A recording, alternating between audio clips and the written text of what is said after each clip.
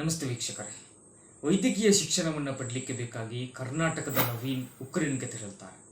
ಯುದ್ಧದಿಂದ ತತ್ತರಿಸಿರುವಂತಹ ಖಾರ್ಕಿವ್ ನಗರದಲ್ಲಿ ಆಹಾರವನ್ನು ಖರೀದಿಸುವಂತಹ ಸಂದರ್ಭದಲ್ಲಿ ರಷ್ಯಾದ ಶೆಲ್ ದಾಳಿಗೆ ಒಳಗಾಗಿ ನವೀನ್ ರವರು ಮೃತಪಡ್ತಾರೆ. ಹಣದ ಕೊರತೆಯಿಂದಾಗಿ ಭಾರತದಲ್ಲಿ ವೈದ್ಯಕೀಯ ಸೀಟ್ ಸಿಗಲಿಲ್ಲ. ಆ ಕಾರಣದಿಂದಾಗಿ ಉಕ್ರೇನ್ಗೆ ತೆರಳಬೇಕಾಯಿತು ಅಂತ ಹೇಳಿ ನವೀನ್ ರವರ ತಂದೆ ಶೇಖರಪ್ಪರವರು ಹೇಳ್ತಾರೆ. 21 ವರ್ಷದ ನವೀನ್ ದ್ವಿತೀಯ PUC ಪರೀಕ್ಷೆಯಲ್ಲಿ 97% ಅಂಕಗಳನ್ನು ಪಡೆದಿರ್ತಾರೆ. ನವೀನ್ ಮೃತಪಟ್ಟ ಬೆನ್ನಲ್ಲೇ ಭಾರತದಲ್ಲಿ ವೈದ್ಯಕೀಯ ಶಿಕ್ಷಣದ ಸಮಸ್ಯೆಗಳು ಮುನ್ನೆಲೆಗೆ ಬರುತ್ತದೆ. ನೀಟ್ ಪರೀಕ್ಷೆಗೆ ವಿರೋಧಗಳು ವ್ಯಕ್ತ ಆಗ್ತದೆ. ನೀಟ್ ಪರೀಕ್ಷೆ ಎನ್ನುವಂಥದ್ದು ವೈದ್ಯಕೀಯ ಶಿಕ್ಷಣಕ್ಕೆ ಅರ್ಹನೋ ಎನ್ನುವಂತಹ ಪರೀಕ್ಷೆ ಅಲ್ಲ, ಬದಲಾಗಿ ಅದು ಮಧ್ಯಮ ವರ್ಗದ ವಿದ್ಯಾರ್ಥಿಗಳನ್ನು ವೈದ್ಯಕೀಯ ಶಿಕ್ಷಣದಿಂದ ತಡೆಯುವಂತಹ ಹುನ್ನಾರ. ಇದಾಗಿರ್ತದೆ ನೀಟ್ ದೇಶಕ್ಕೆ ನೀಡಿದಂತಹ ಕೊಡುಗೆ ಅಂತ ಹೇಳಿ ಹಿರಿಯ ಪತ್ರಕರ್ತರಾದ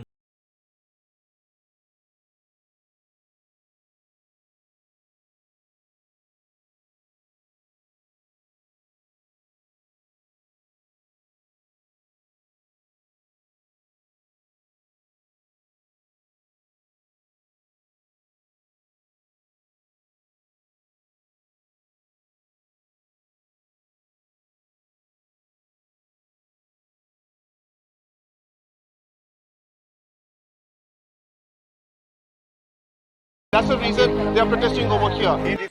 ಭಾರತದಿಂದ ಸುಮಾರು 25,000 ವಿದ್ಯಾರ್ಥಿಗಳು ವೈದ್ಯಕೀಯ ಶಿಕ್ಷಣವನ್ನು ಪಡೆಯಲಿಕ್ಕೆ ಬೇಕಾಗಿ ಪ್ರತಿ ವರ್ಷ ಇವತ್ತು ವಿದೇಶಕ್ಕೆ ಹೋಗ್ತಾ ಇದ್ದಾರೆ.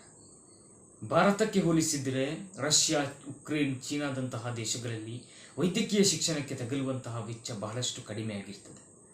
ಭಾರತದಲ್ಲಿ ಖಾಸಗಿ ಕಾಲೇಜುಗಳು 1 ಕೋಟಿಯಷ್ಟು ಬೋಧನಾ ಶುಲ್ಕವನ್ನು ವಿಧಿಸಬಹುದಾಗಿದೆ. ಆದರೆ ಉಕ್ರೇನ್ನಂತಹ ದೇಶಗಳಲ್ಲಿ ಇವತ್ತು 6 ವರ್ಷದ ವೈದ್ಯಕೀಯ ಶಿಕ್ಷಣಕ್ಕೆ ತಗಲುವಂತಹ ವೆಚ್ಚ ಕೇವಲ 17 ಲಕ್ಷ ಮಾತ್ರ ಆಗಿರ್ತದೆ.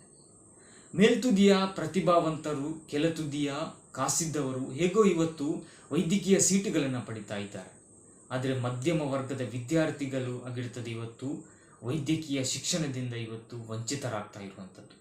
ಫೆಬ್ರವರಿ 26ರಂದು ದೇಶದ ಪ್ರಧಾನಮಂತ್ರಿ ಮೋದಿಯವರು ಒಂದು ವೆಬಿನಾರ್ನಲ್ಲಿ ಮಾತನಾಡ್ತಾ ಹೇಳ್ತಾರೆ, ಸಣ್ಣ ಪುಟ್ಟ ದೇಶಗಳಿಗೆ ಭಾರತದ ವಿದ್ಯಾರ್ಥಿಗಳು ಇವತ್ತು ವೈದ್ಯಕೀಯ ಶಿಕ್ಷಣವನ್ನು ಪಡೆಯಲಿಕ್ಕೆ ಯಾಕೆ ಹೋಗ್ತಾ ಇದ್ದಾರೆ ಅನ್ನುವಂತಹ ಒಂದು ಪ್ರಶ್ನೆಯನ್ನು ಕೇಳ್ತಾರೆ.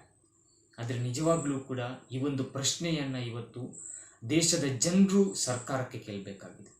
ಯಾಕೆ ಇಷ್ಟು ದೊಡ್ಡ ದೇಶದಿಂದ ಸಣ್ಣ ಪುಟ್ಟ ದೇಶಗಳಿಗೆ ಇವತ್ತು ಹೋಗ್ತಾ ಇದ್ದಾರೆ?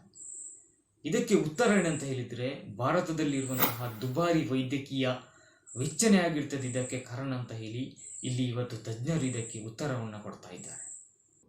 2021ರಲ್ಲಿ ನೀಟ್ UG ಪರೀಕ್ಷೆಯಲ್ಲಿ 15,44,000 ವಿದ್ಯಾರ್ಥಿಗಳು ಪರೀಕ್ಷೆಯನ್ನು ಬರೀತಾರೆ. ಈ ಪರೀಕ್ಷೆಯಲ್ಲಿ 8,70,000 ವಿದ್ಯಾರ್ಥಿಗಳು ಉತ್ತೀರ್ಣರಾಗ್ತಾರೆ. ಈ ಪಾಸಾದಂತಹ 8,70,000 ವಿದ್ಯಾರ್ಥಿಗಳು ಕೂಡ ಭಾರತದಲ್ಲಿ ವೈದ್ಯಕೀಯ ಹಾಗೂ ದಂತ ವೈದ್ಯಕೀಯ ಮೆಡಿಕಲ್ ಕಾಲೇಜುಗಳಲ್ಲಿ ಸೀಟ್ಗಳನ್ನು ಪಡೆಯಲು ಅರ್ಹರಾಗ್ತಾರೆ. ಇಷ್ಟೊಂದು ದೊಡ್ಡ ಸಂಖ್ಯೆಯ ಅಭ್ಯರ್ಥಿಗಳು ನೀಟ್ ಪರೀಕ್ಷೆಯಲ್ಲಿ ಪಾಸಾಗ್ತಾರೆ. ಆದರೆ ಇಡೀ ದೇಶದಲ್ಲಿ 596 ಮೆಡಿಕಲ್ ಕಾಲೇಜುಗಳಲ್ಲಿ ಇರುವಂತಹ MBBS ಸೀಟ್ಗಳ ಸಂಖ್ಯೆ 88,120 ಮಾತ್ರ ಆಗಿರುತ್ತದೆ. ಇಷ್ಟು ಕಡಿಮೆ MBBS ಸೀಟ್ಗಳನ್ನು ಇಟ್ಕೊಂಡು ಇಲ್ಲಿ ಯಾವ ರೀತಿಯಾಗಿ ವೈದ್ಯಕೀಯ ಶಿಕ್ಷಣವನ್ನು ಕೊಡಲಿಕ್ಕೆ ಸಾಧ್ಯ ಅನ್ನುವಂತಹ ಒಂದು ಪ್ರಶ್ನೆಯಾಗಿರ್ತದೆ ಇವತ್ತು ನಮ್ಮ ಮುಂದೆ ಇರುವಂಥದ್ದು. ನೀಟ್ ಪರೀಕ್ಷೆಯನ್ನು CBSE ಪಠ್ಯಕ್ರಮದ ಆಧಾರದಲ್ಲಿ ಇಲ್ಲಿ ವಿನ್ಯಾಸಗೊಳಿಸಲಾಗ್ತದೆ. ನೀಟ್ ಪರೀಕ್ಷೆ ಬರೆಯಬೇಕಾದ್ರೆ ಕೋಚಿಂಗ್ ಸೆಂಟರ್ಗಳಿಗೆ, ಖಾಸಗಿ ಕೋಚಿಂಗ್ ಸೆಂಟರ್ಗಳಿಗೆ ಹೋಗಿ ಅಲ್ಲಿ ಲಾಬಿಗೆ ಹಣವನ್ನು ಸುರಿಯಬೇಕಾಗ್ತದೆ. ನೀಟ್ ಪರೀಕ್ಷೆ ಬರೆದು ಇವತ್ತು ವೈದ್ಯಕೀಯ ಸೀಟನ್ನು ಪಡೆದಂತಹ ವಿದ್ಯಾರ್ಥಿಗಳಲ್ಲಿ 99% ಮಂದಿಯೂ ಕೂಡ ಒಂದಲ್ಲ ಒಂದು ರೀತಿಯಲ್ಲಿ ಇಲ್ಲಿ ತರಬೇತಿಯನ್ನು ಪಡೆದವರಾಗಿರ್ತದೆ. ಇವತ್ತು ಕರ್ನಾಟಕದಲ್ಲಿ 6.4 ಕೋಟಿ ಜನಸಂಖ್ಯೆ ಇದೆ. ಇಲ್ಲಿ 69 ಮೆಡಿಕಲ್ ಕಾಲೇಜುಗಳು ಕೂಡ ಇದೆ. ಇವತ್ತು ಉತ್ತರ ಪ್ರದೇಶದಲ್ಲಿ 20.4 ಕೋಟಿ ಜನರಿದ್ದಾರೆ. ಆದರೆ ಅಲ್ಲಿರುವಂತಹ ಮೆಡಿಕಲ್ ಕಾಲೇಜುಗಳ ಸಂಖ್ಯೆ ಕೇವಲ 60 ಮಾತ್ರ. ಇದನ್ನಿವತ್ತು ಇಲ್ಲಿ ಹೇಳಲಿಕ್ಕೆ ಕಾರಣ ಏನಂತ ಹೇಳಿದರೆ, ಕರ್ನಾಟಕದಲ್ಲಿರುವಂತಹ ಮೆಡಿಕಲ್ ಕಾಲೇಜುಗಳು ಕನ್ನಡಿಗರಿಗೆ ಇವತ್ತು ಸಾಕಾಗ್ತಾ ಇತ್ತು. ಆದರೆ ನೀಟ್ ಅನ್ನುವಂತಹ ಕೇಂದ್ರೀಕೃತ ಪರೀಕ್ಷಾ ವ್ಯವಸ್ಥೆಯಿಂದ ಇವತ್ತು ಕರ್ನಾಟಕದ ಜನರಿಗೆ ಸಿಗಬೇಕಾದಂತಹ MBBS ಸೀಟುಗಳು ಇವತ್ತು ಹಿಂದಿ ರಾಜ್ಯಗಳ ಪಾಲಾಗ್ತಾ ಇದೆ.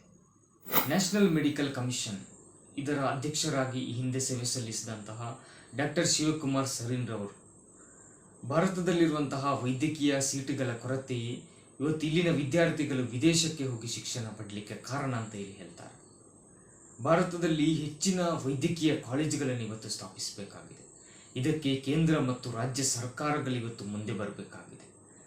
ಜನರು ಇವತ್ತು ವೈದ್ಯಕೀಯ ಕಾಲೇಜುಗಳಿಗಾಗಿ, ಸರ್ಕಾರಿ ವೈದ್ಯಕೀಯ ಕಾಲೇಜುಗಳಿಗಾಗಿ ಹೋರಾಟಗಳನ್ನು ನಡೆಸಬೇಕಾಗಿದೆ.